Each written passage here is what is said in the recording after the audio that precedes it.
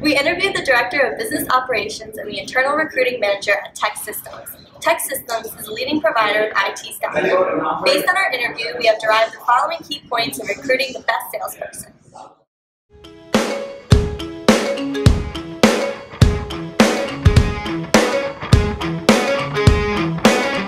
I don't mind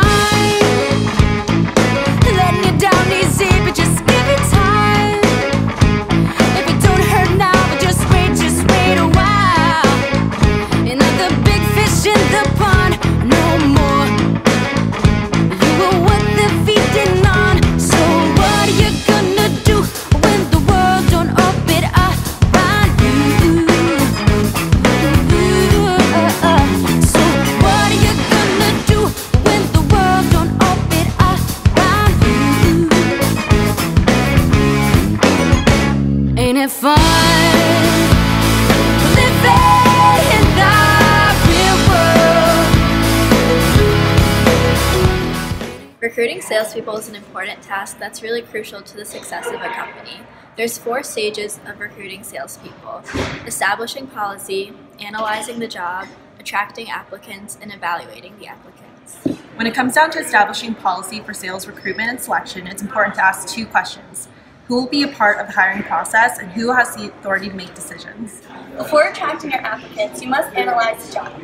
This includes a job analysis and description. You must identify the qualifications necessary to complete the job.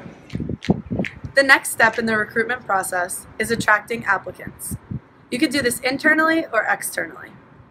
Internally, the people at the company that you work for may want to move up or switch departments. It's all about finding the people who have drive, competitive edge, and the ability to learn. Externally, it is essential to find your pool of applicants at career fairs through LinkedIn, networking, and special events.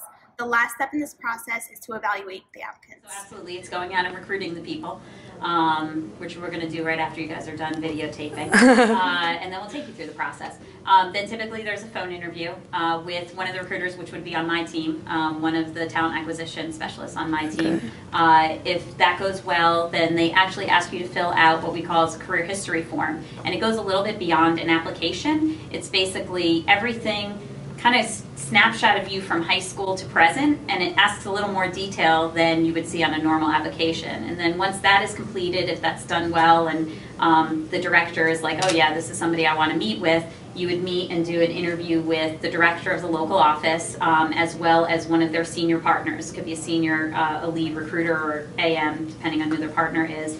That interview is usually about an hour and a half sometimes, an hour and change. Yeah, it could be 2 hours. It's not good if it's 10 minutes.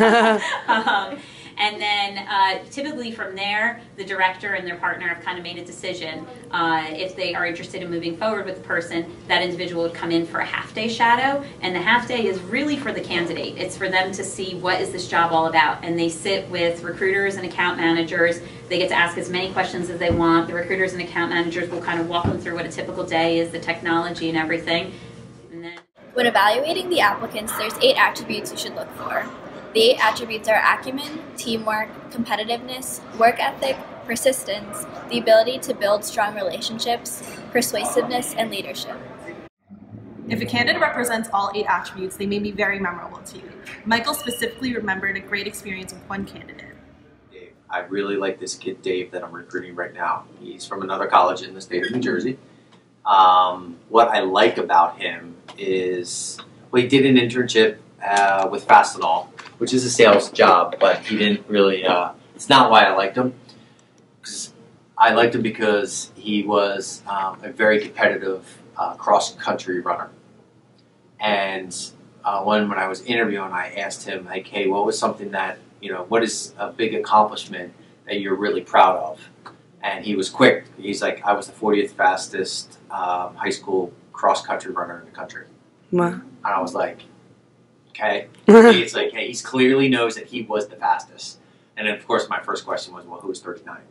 Right? To see, and he knew who that person was. And he knew exactly how far behind he was of her. And he was like, I was like, all right, this kid, like, he gets it. He's competitive. He's always been competitive. He wants to try to beat that. So, that was a kid that it stood out to me in like the first 5 minutes of my interview. I'm like, I'm really going to like you. It shows to me, can that person sit down and how quickly can you build rapport with another person in a public setting? That's very important.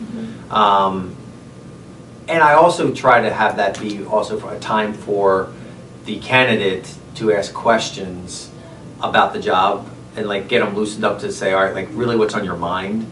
And we try to actually, when we hire people, if someone's coming in and they're a college grad, I like to send them out with some recent college grads so they can hopefully speak the truth, right? Because again, it's that half day is more for the candidate than it is for us, because I've already decided I want you. That's why I brought you back, you know. And then, you know, I would always try to take my most recent hires with my half days, if they're May grads or if they're December grads, and have them go together, and then just hopefully have some, you know, I call it truth talk of like, hey, do you really like it? Don't you like it?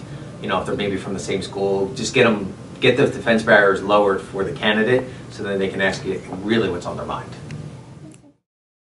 In order to recruit the best salesperson, we learned that the individual needs to have that drive and competitive edge. You need to love to win and hate to lose.